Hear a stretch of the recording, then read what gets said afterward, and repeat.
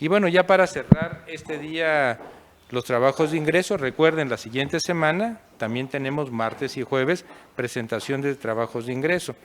Y el siguiente trabajo de ingreso que se va a presentar es un trabajo presentado por la doctora Rosana Pelayo Camacho. La doctora Rosana Pelayo es la titular del Departamento de Educación e Investigación del Instituto Mexicano del Seguro Social y el título de su trabajo de ingreso es El nicho tumoral inmunosupresor con expresión del antígeno mieloide CD66C contribuye a la enfermedad residual en adolescentes con leucemia linfocítica aguda, linfoblástica aguda, PROVE. Gracias, soy intensivista, perdón.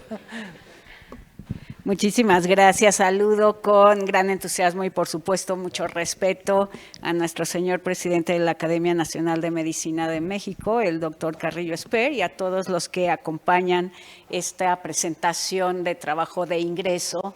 Iniciaré diciendo, recordándoles, y para los que no sepan qué tan grave es la leucemia linfoblástica aguda como el principal tipo de cáncer infantil en el mundo, que cada año se pierden alrededor de 11.5 millones de años de vida, ¿no? en menores de 19 años. Y esta distribución de las tasas de mortalidad pues es inequitativa alrededor del globo, porque tenemos países de economías desarrolladas que han logrado en las últimas décadas tener una supervivencia libre de enfermedad de casi el 95%, en tanto que países de bajos y medianos ingresos, dentro de los que se encuentra México, presentan tasas tanto de incidencia de nuevos casos como de mortalidad alarmantes. En los últimos años se ha reconocido la problemática de un cambio de grupos de edad como los principales blancos que sufren esta enfermedad, y pasando de grupos de 1 a 3 años como los picos principales, ahora teniendo casos en incremento en adolescentes mayores de 10 años. Muchos esfuerzos se han hecho desde 1940, en donde iniciaron los primeros tipos de quimioterapia, después vinieron las quimioterapias combinadas, hoy tenemos inmunoterapia y por supuesto tenemos también reemplazo de reconstitución inmunológica y reconstitución hematopoyética en médula ósea, que ha sido acompañado por supuesto por innovación tecnológica de vanguardia y también por política pública que han ido cambiando el rumbo, pero como he mencionado, este cambio ha sido inequitativo porque no había habido, ¿no? también un cambio de paradigma en las poblaciones que más sufren esta enfermedad, y no había habido acceso al sistema de salud en aquellas. Entonces, dos han sido los hitos que desde nuestra perspectiva nacional han ido cambiando en los últimos 2 o 3 años la epidemiología de la leucemia linfoblástica aguda. El primero es la aparición, la construcción en el Instituto Mexicano del Seguro Social de la estrategia OncoCrean, comandada por la Coordinación de Atención Oncológica y el doctor López Aguilar, que es un sistema de atención accesible, incluyente, humanista, interdisciplinario y sostenible, y esto significó llevar la atención en segundo nivel a todas las entidades federativas de nuestra nación y evitar que hubiera gasto de bolsillo y sobre todo movimiento familiar hacia los grandes centros hospitalarios. Esto nos ha permitido ir modificando la epidemiología y hoy tenemos sitios alrededor de la República que ya tienen una supervivencia muy temprana, por supuesto, porque ha iniciado apenas esta estrategia hace unos 3 años, pero un aumento en la supervivencia de más del 11%. Hoy se reconoce a través de este programa pues que tenemos 9 subtipos de leucemia prevalentes en nuestra nación, desde las leucemias más ontológicamente más tempranas, las PROVE, hasta leucemias, por supuesto, de estirpe mieloide y de estirpe linfoide T. El segundo hito importante es el Laboratorio de Citómica del Cáncer Infantil, una ciencia de la implementación, ciencia para la acción, en donde se llevó el laboratorio con la más alta tecnología que hoy se reconoce en América Latina para entender enfermedades complejas desde la citometría de masas a un área rural, y es el Centro de Investigación Biomédica de Oriente, localizado en Atlixco, Puebla. Este laboratorio fue aprobado por el Honorable Consejo Técnico del Instituto para que opere como el laboratorio de referencia para todo el país, y entonces esto sistematiza la atención, el diagnóstico muy temprano y, por supuesto, la estratificación de riesgo, que hoy es más importante que nunca para la medicina de precisión. Hoy día, después de la implementación del laboratorio, pues atendemos 33 centros Oncocrean, atendemos 27 entidades federativas y, por supuesto, llevamos un número increciendo de casos solucionados y de casos en seguimiento alrededor de la nación. El promedio de diagnóstico ha disminuido, la oportunidad diagnóstica, de más de 3 semanas a hoy 48 a 72 horas. Como ha mencionado el señor secretario de Salud, no más movimientos de pacientes, y nosotros en todo este camino no hemos visto un solo paciente, solamente se movilizan las muestras, pero se ha establecido una ruta de atención muy, muy sistemática y muy precisa, en donde todo inicia en el sector salud y regresa al sector salud con toda la información para los médicos tratantes.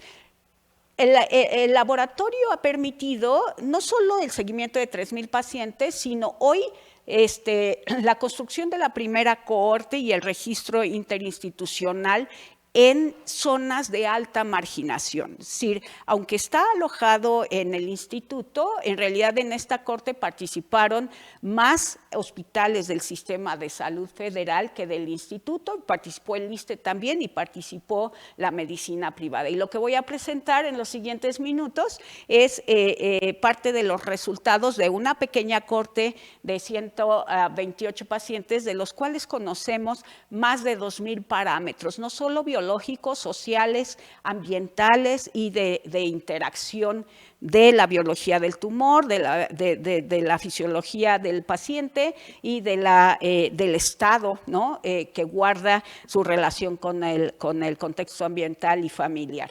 Entonces, en esta cohorte de pacientes se nos ha permitido desentrañar mucho de la problemática que existe antes del diagnóstico y hasta que se asigna un tratamiento orientado y basado en la evidencia del tumor. Y lo primero, como mencioné anteriormente, que se resolvió es la oportunidad diagnóstica. Ya se ha comentado que desde el inicio del paciente hasta el inicio de tratamiento hay por lo menos 3 tramos en donde puede haber un retraso que tienen un significado importante en la supervivencia de los pacientes libre de enfermedad. Entonces, esto se ha reducido y, como se pueden ver en estas gráficas, una vez que uno interrumpe, eso significa menor supervivencia y está siendo monitoreada todos los días en nuestro laboratorio.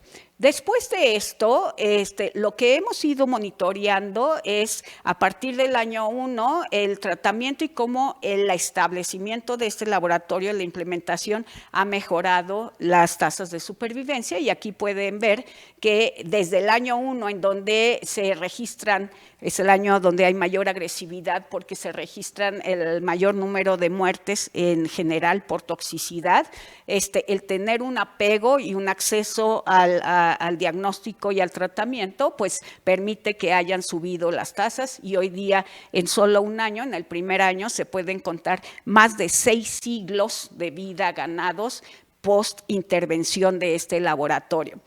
Lo importante fue que, yendo a ver al tumor, ¿no?, a pesar de tener esta mejoría en la epidemiología de la leucemia, se detectó de una forma multifactorial diversos grupos de pacientes que presentaban riesgo de presentar enfermedad medible residual diferente entre ellos. Es decir, un mismo diagnóstico, pero diferentes tipos de riesgo o diferente desenlace. Y entonces quiero centrar su atención en el grupo número 5, en donde los pacientes que viven con leucemia tipo ProB tienen características diferentes, incluyendo el que concentran pacientes adolescentes que les confieren un mayor riesgo de presentar medible residual, y es en ese grupo en el que concentramos el estudio que hoy presento. Lo primero que hicimos fue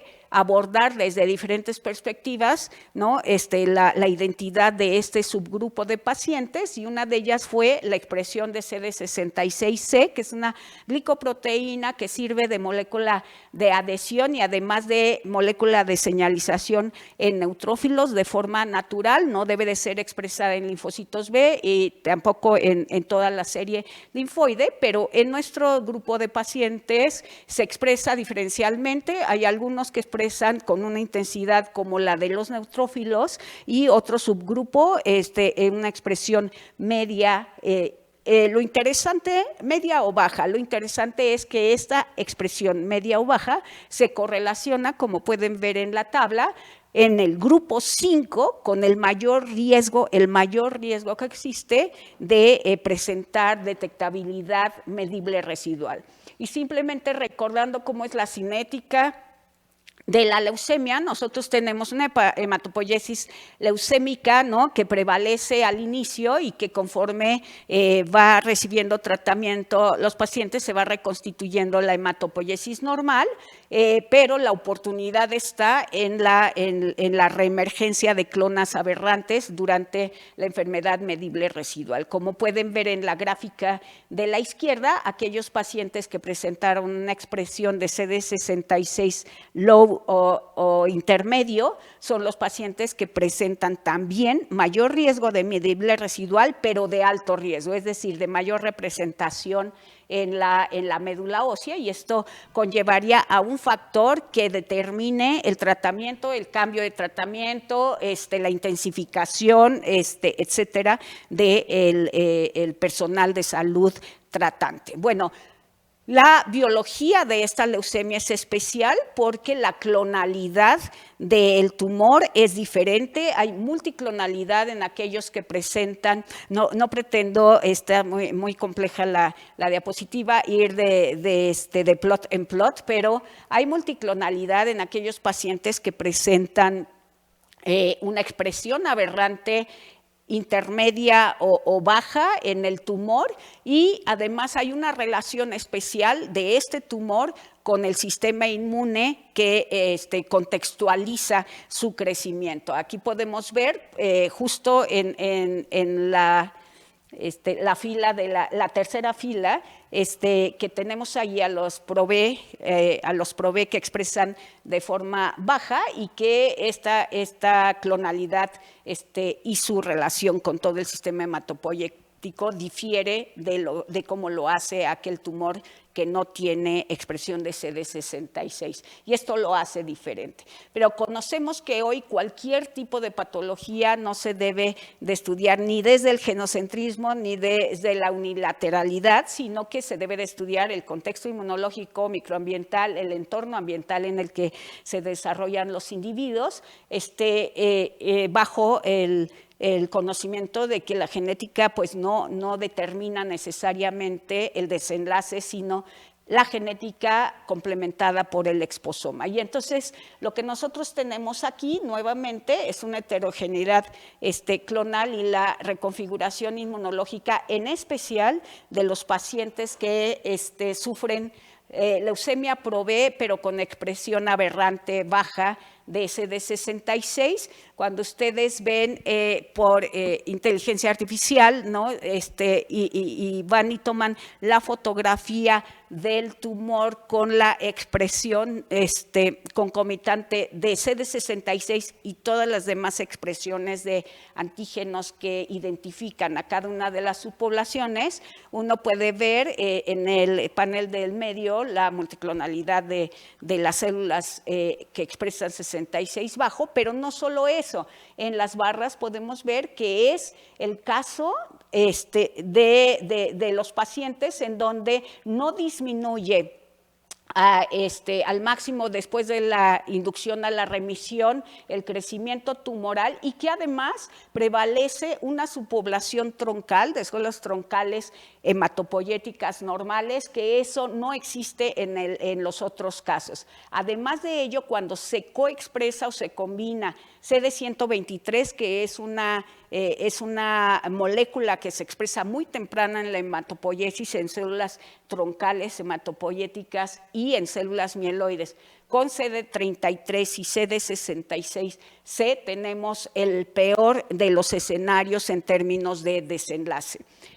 Aquí solo muestro rápidamente cómo es la expresión en los tumores de otros marcadores mieloides, porque es un tumor linfoide, linfoblástico, de etapas muy tempranas en la diferenciación, pero que coexpresa marcadores mieloides, y por lo tanto creemos que proviene de un progenitor diferente del que da origen a las leucemias regulares de buen pronóstico en los niños, y proviene en un progenitor bipotencial mieloide linfoide que genera neutrófilos, el linaje de neutrófilos y el linaje de células B. Aquí se muestra la expresión.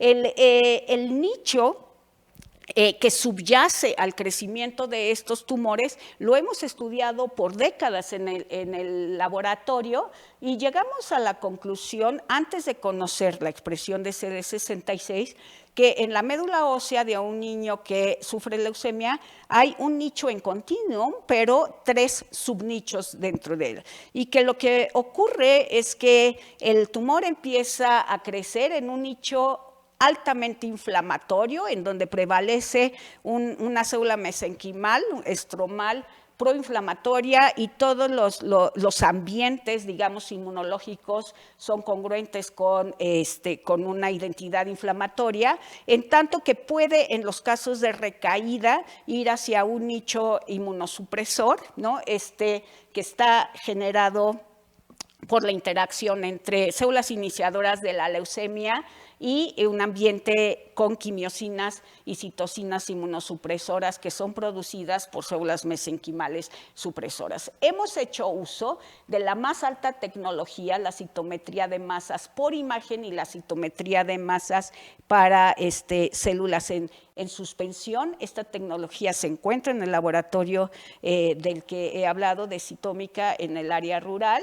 Inició y se estableció ahí en una colaboración muy importante con el Consejo Nacional de Humanidades, Ciencias y Tecnología, y hoy esto nos ha permitido hacer estudios unicelulares que pueden hasta darnos 200 tipos de marcadores al mismo tiempo por cada célula y su interacción con el microambiente y con el macroambiente, de manera que hoy con esto se puede estudiar el ecosistema. El resultado de este estudio muestra justamente que la célula mesenquimal que alberga, ¿no?, que subyace a un tumor CD66 low es diferente a una célula que subyace a un tumor que no expresa 66, y es diferente en la expresión de moléculas de supresión, aquí vemos, y moléculas proinflamatorias al mismo tiempo. O sea, CXL10, moléculas de supresión como PD1, moléculas de supresión como galectinas, y lo que vemos del lado derecho es un heat map que nos muestra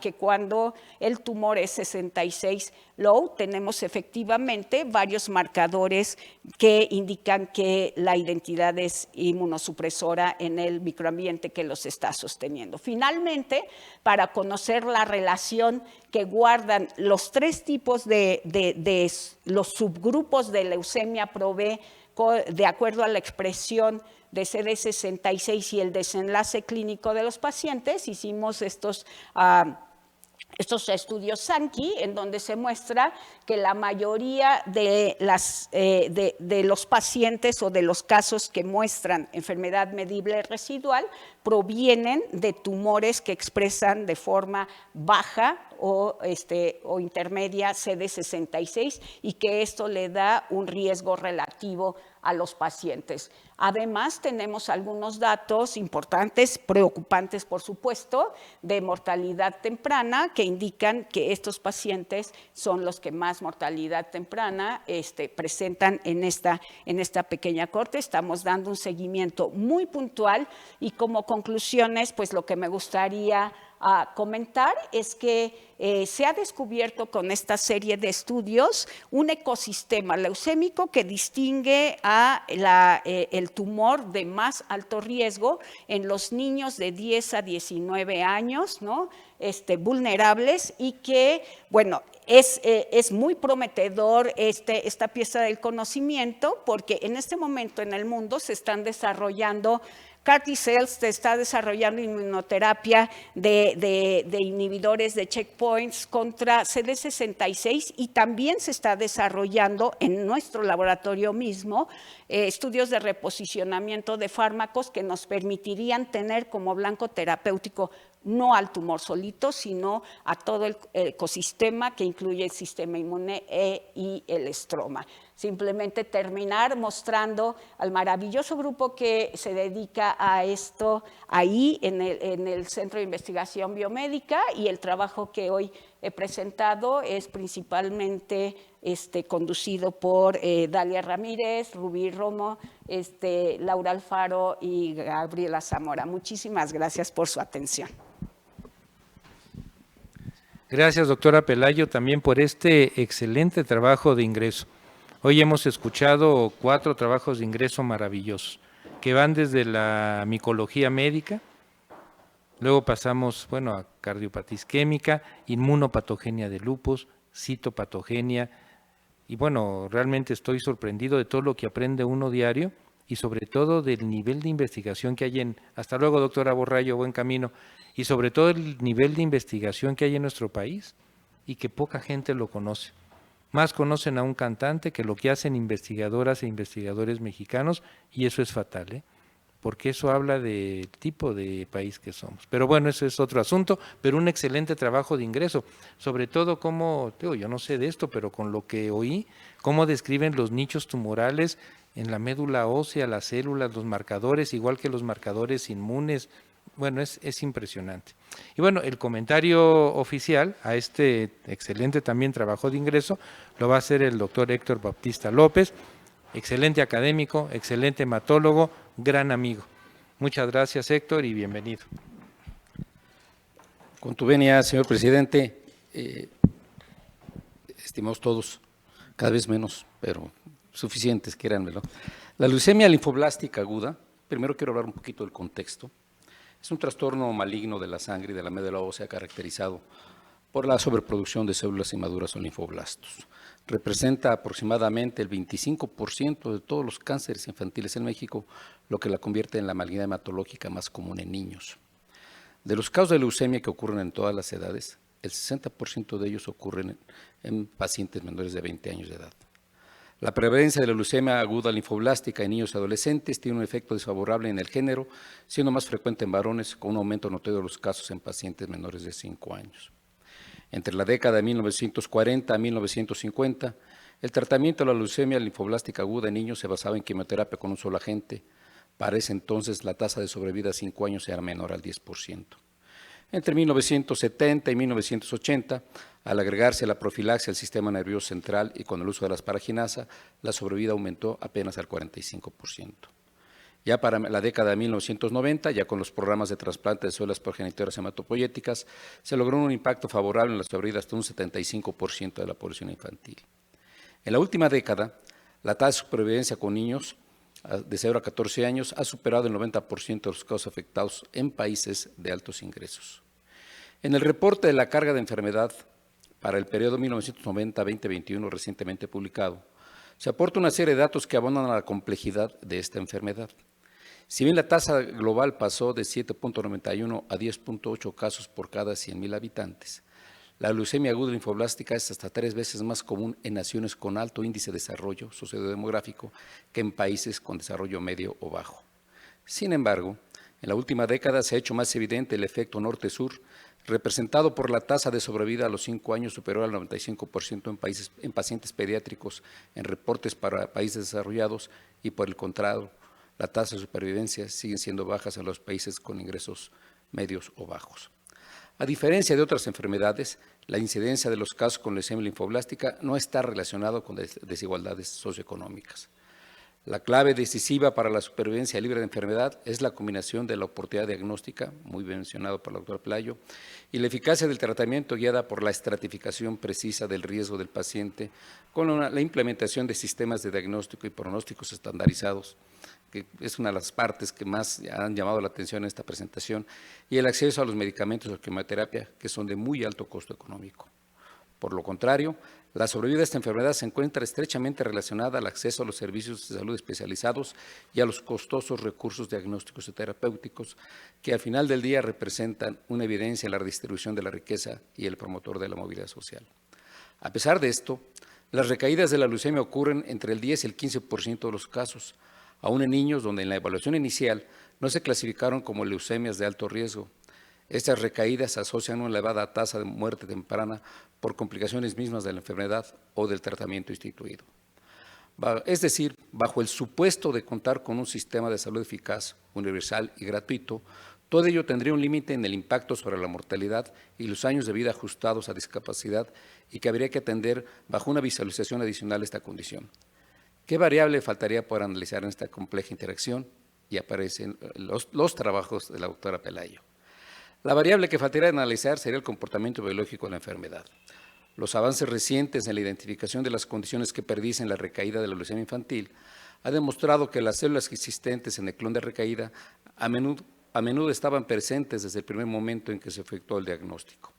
Estos datos sugieren que podemos determinar el riesgo de recaída mediante el tamizaje de los genes involucrados comunes antes de la quimioterapia, durante el tratamiento y también sobre el seguimiento. El riesgo de las anomalías cromosómicas específicas, que son importantes en el tratamiento y son alteraciones bien documentadas en algunos tipos de leucemia, sin embargo, en el 20-25% de los casos se presentan como un cariotipo normal, por lo que se requiere una investigación adicional para determinar los factores moleculares que afectan el pronóstico. En la población mexicana con leucemia aguda linfoblástica de células B, resalta un perfil distinto de numerosas lesiones en las vías de señalización de la diferenciación de precursores de estas células B, en el control del ciclo celular, la supresión tumoral y sus receptores, que ocurre, como ya fue presentado, en niños mayores de 10 años de edad. De esta manera, la doctora Rosana Pelayo, en un estudio multicéntrico apoyado por el Consejo Nacional de Humanidades, Ciencias y Tecnologías del Gobierno Federal, junto con investigadores del Instituto Mexicano del Seguro Social y de la Benemérita Universidad Autónoma de Puebla, presentan los resultados de una cohorte de 125 pacientes pediátricos provenientes de los estados de Puebla, Tlaxcala y Oaxaca, con diagnóstico de leucemia aguda linfoblástica de precursores B, donde se evaluó la expresión de diversos marcadores tumorales y de células estromales. Los autores informan que cerca del 70% de los casos mostraron una expresión aberrante del antígeno mieloide CD66C y en combinación con otros marcadores se asociaron a 2.5 veces a un mayor riesgo de desarrollar enfermedad mínima residual. Esto les ha permitido proponer un perfil de riesgo de predecir el desarrollo de eventos adversos 6 veces más en los casos que de los de riesgo estándar con la detección de estas células leucémicas residuales después del tratamiento. Los resultados que presenta la doctora Pelayo y su grupo de trabajo, así como la de otros autores mexicanos, forman parte de una investigación que ha generado aportes importantes al conocimiento de la leucemia linfoblástica en la población infantil mexicana y que paulatinamente generarán herramientas o criterios de estratificación diagnóstica, pronóstica y terapéutica. La Academia Nacional de Medicina se ve honrada con la incorporación de la doctora Rosana Pelayo Camacho y es para mí una distinción de presentar el comentario de ingreso a esta academia. Bienvenida, doctora Pelayo. Muchas gracias. Gracias, doctor Héctor Baptista. Y bueno, hoy la academia se viste de lujo. Uno, porque es el ingreso de 4 notables mujeres que ya son académicas. Y esto también refrenda tanto la calidad de las médicos e investigadoras mexicanas, que ya son parte del seno de la academia, pero que también asegura la importancia de la investigación médica en México en las manos de distinguidas médicos mexicanos y ahora académicas. De veras fue sorprendente y la academia se viste de gala por eso. El segundo, por el lugar donde estamos, el entorno en el que estamos. Y en tercer lugar, también por la calidad de los comentaristas a los trabajos de ingreso. Los 4 grandes comentarios que refrendan la importancia de los trabajos de ingreso. Y bueno, las invitamos también doctoras, a que publiquen en Gaceta Médica de México. Esta es una invitación. Estatutariamente dice que el trabajo tiene que ser publicado en Gaceta. No es obligatorio, pero sí recomendable, porque esto va a dar más luz a nivel internacional, a la academia y a nuestra revista, que como lo he dicho en varias ocasiones en este foro, fue una de las primeras revistas médicas en este país y en América Latina. Así que bueno, sean todas bienvenidas. Hoy adquieren también la herencia y la responsabilidad. Así que muchísimas gracias, a seguir trabajando, como lo he comentado, a favor de la investigación de la Academia y del Pueblo de México. Y bienvenida, le refrendo la bienvenida, doctora Pelayo. Pues que tengan muy buena tarde, paz y bien, y nos vemos el siguiente martes a las 10 de la mañana. Que tengan buen día. Hasta luego. Y no se olviden, hoy vamos a hacer el homenaje al maestro Fabio Salamanca, un gran académico conocido por todas y todos ustedes, entonces para que nos acompañen. Si no pueden estar presencial, por los medios electrónicos de la Academia, a las 5 de la tarde. Que tengan buena tarde.